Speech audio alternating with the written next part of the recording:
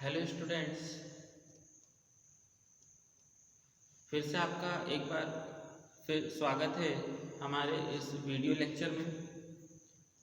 I think अपना बहुत अच्छा चल रहा है, आप लोगों को सब समझ में आ रहा है, ठीक है। और आज हम पढ़ने जा रहे हैं इन्फिल्ट्रेशन इंडाइसिस।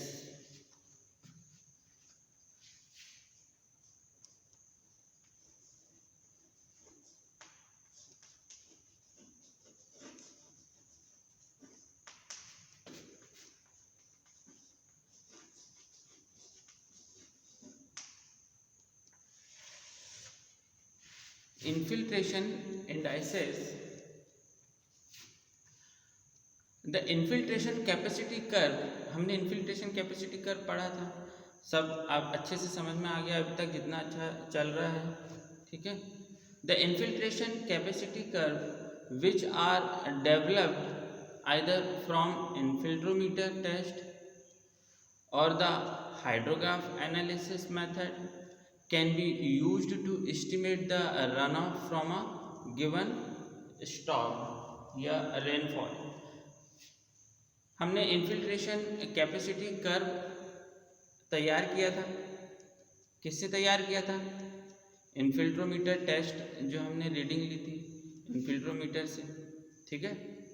या हाइड्रोग्राफ एनालिसिस से, हमने हाइड्रोग्राफ एनालिसिस मेथड जो होती है उससे हमने देखा था इन्फिल्ट्रेशन कैपेसिटी कर्व को जब डिज़ाइन किया था, ठीक है।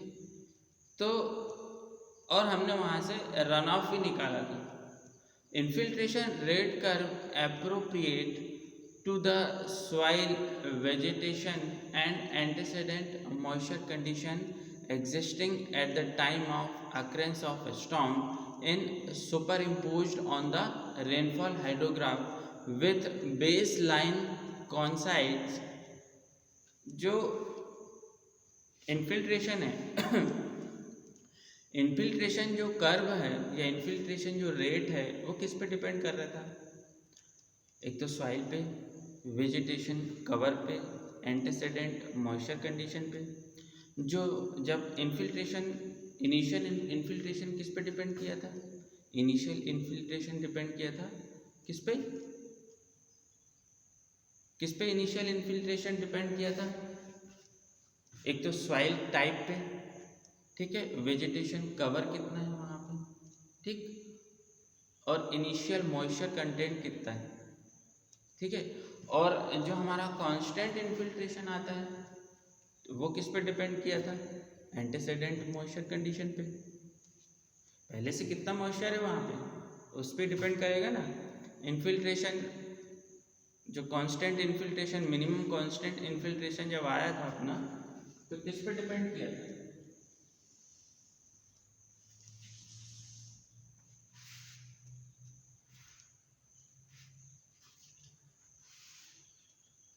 ये एक्स एक्सिस है, ये वाई एक्सिस, एक्स एक्सिस में हमने टाइम लिया, ठीक। इन्फिल्ट्रेशन रेट कर्व जब हम बनाते हैं या कोई भी हाइड्रोग्राफ बनाते हैं, रेनफॉल इंटेंसिटी कर्व बनाते हैं, तो हम एक्स एक्सिस पे टाइम लेते हैं।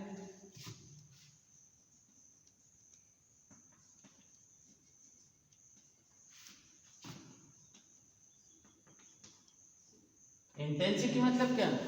टाइम के रिस्पेक्ट में कितनी बारिश हुई है, ये कितना प्रेसिपिटेशन हुआ है, कितनी रेनफॉल हुई है, टाइम के रिस्पेक्ट में। जब भी इंटेंसिटी की बात करेंगे तो टाइम आएगा। इंटेंसिटी की यूनिट क्या है? मैंने बताया था सेंटीमीटर पर आवर या पर आवर, ठीक है।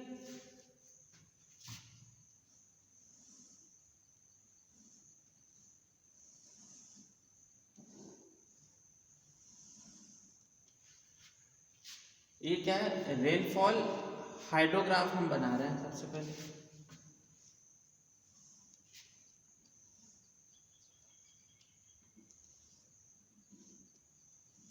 रेनफॉल हाइड्रोग्राफ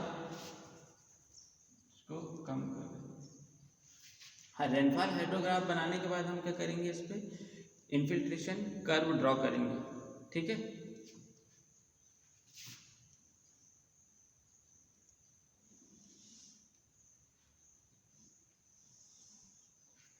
ये क्या है, रेनफॉल हाइड्रोग्राफ, और ये क्या है हमारा इन्फिल्ट्रेशन कर्व ड्रॉ करो इसमें।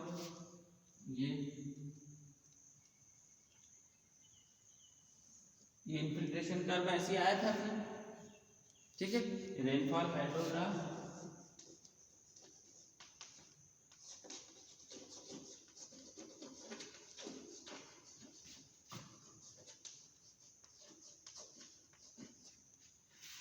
ये क्या है, रेनफॉल हाइड्रोग्राफ। अब बात आती है कि ये क्या है, इन्फिल्ट्रेशन कर्व के ऊपर वाला जो पार्ट है,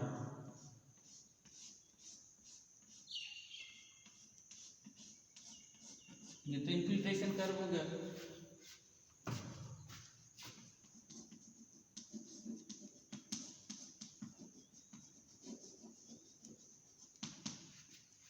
इन्फिल्ट्रेशन कर्व,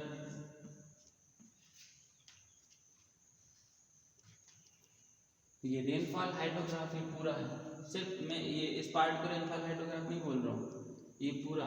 पर ये वाला जो पोर्शन है कौन सा, इसको थोड़ा और ऊपर ले जाते हैं, ये यहाँ पे थोड़ा हमको समझ,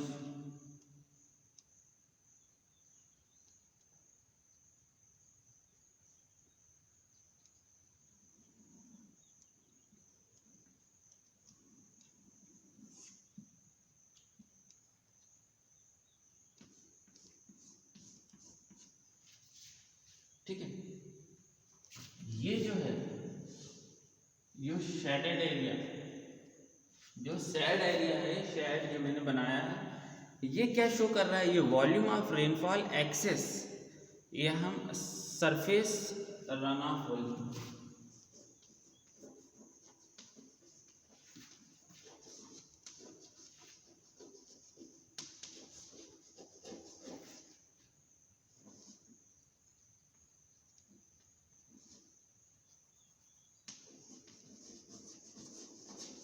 वॉल्यूम ऑफ सरफेस, ये इसको हम सरफेस रन ऑफ बोलते हैं।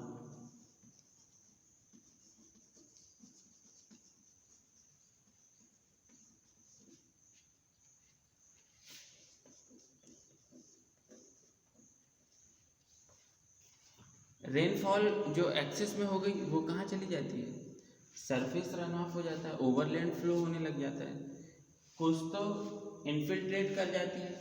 जब इन्फिल्ट्रेशन कंप्लीट हो जाता है, जब सॉइल सैचुरेट हो जाती है, तो क्या होता है, जो रेनफॉल होती है वो कहाँ चली जाती है, वो रन ऑफ हो जाती है, ठीक है। तो उसको हम रन ऑफ बोलते हैं। ये रेनफॉल एक्सेस है, ये इन्फिल्ट्रेशन हो गया। इतना पूरा जो इसके अंदर का जो, ये कर्व के अंदर का जो वाटर है, ये क्या हो गया, इन्फिल्ट्रेट हो गया, इन्फिल्ट्रेशन कर्व है ये, और इसके ऊपर का जो है वो रन ऑफ हो गया, ठीक है। तो the infiltration rate curve, the area of rainfall of hydrograph above the infiltration curve would then represent the runoff volume। अगर हम इसका एरिया निकाल लें, ये कर्व का जो हमारा ऊपर है उसका हम एरिया निकाल लें, तो क्या निकल जाएगा हमारे पास, रन ऑफ वॉल्यूम निकल के आ जाएगा, ठीक है। The area of rainfall hydrograph above the infiltration curve would then represent the run off volume.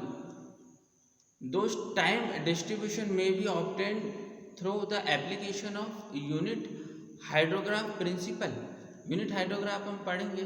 The rainfall volume below the infiltration curve, जो इन्फिल्ट्रेशन कर्व है उसके नीचे जो रेनफॉल वॉल्यूम है वो क्या रिप्रेजेंट कर रहा है, represent the total depth of infiltration during the storm. जो टोटल डेप्थ ऑफ इन्फिल्ट्रेशन है, मतलब हमको इन्फिल्ट्रेशन का वॉल्यूम या डेप्थ ऑफ इन्फिल्ट्रेशन निकल के आ जाएगा यदि हम इसका एरिया निकाल लेंगे तो, ठीक है।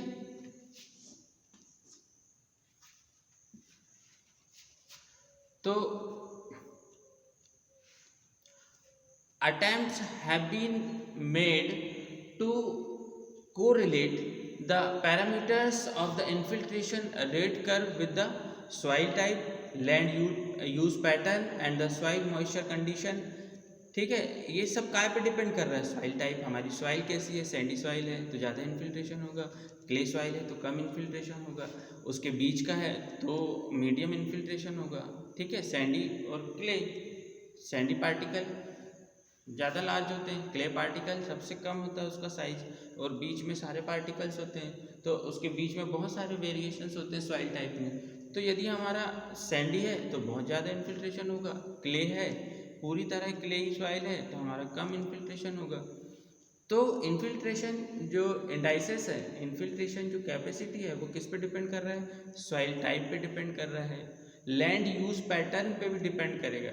लैंड यूज पैटर्न मतलब हम लैंड का यूज़ कैसे कर रहे हैं। ठीक है, यदि हमारे कोर्स में होगा तो लैंड यूज पैटर्न हम पढ़ेंगे आगे, है वैसे हमारे कोर्स पे। तो लैंड यूज पैटर्न जैसे क्रॉप रोटेशन कर रहे हैं कि नहीं कर रहे हैं, हम क्रॉप को कौन कौन सी क्रॉप, हम क्रॉप किस ऑर्डर में लगा रहे हैं, क्रॉप रोटेशन जिसको हम बोलते हैं, और हम किस टाइप से क्रॉप का पैटर्न लगा रहे हैं, मतलब जो हमारा क्या बोलते हैं इसको, क्लोज ग्रोइंग क्रॉप है, मिक्स्ड क्रॉप है, या हम जिसको हम बोलते हैं जो सेम एलिवेशन पॉइंट्स को जोड़ती है उसको क्या बोलते हैं हम, सेम एलिवेशन पॉइंट्स को जो जोड़ती है, ये से ये है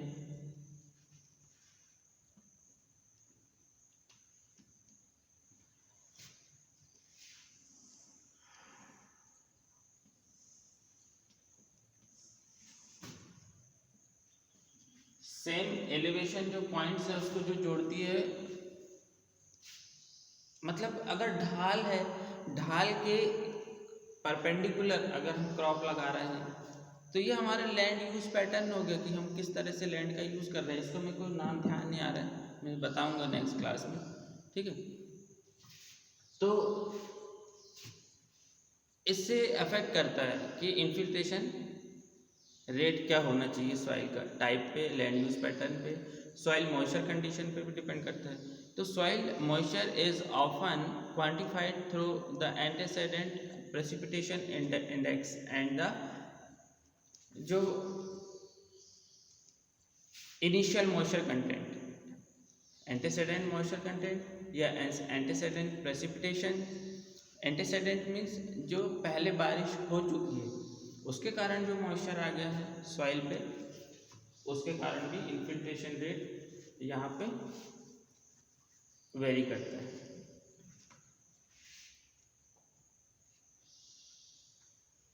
so this approach appears to be simple.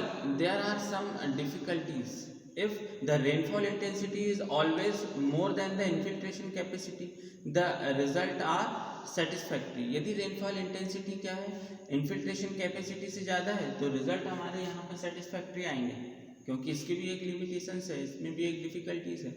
If the rainfall intensity fluctuate above and below the infiltration capacity rate curve, the problem is complicated. यदि इन्फिल्ट्रेशन कैपेसिटी से जो रेनफॉल है वो कम या ज़्यादा हो रही है तो थोड़ा सा प्रॉब्लम यहाँ पे कॉम्प्लिकेटेड हो जाएगा। The intensity of rainfall is rarely uniform both the time and space.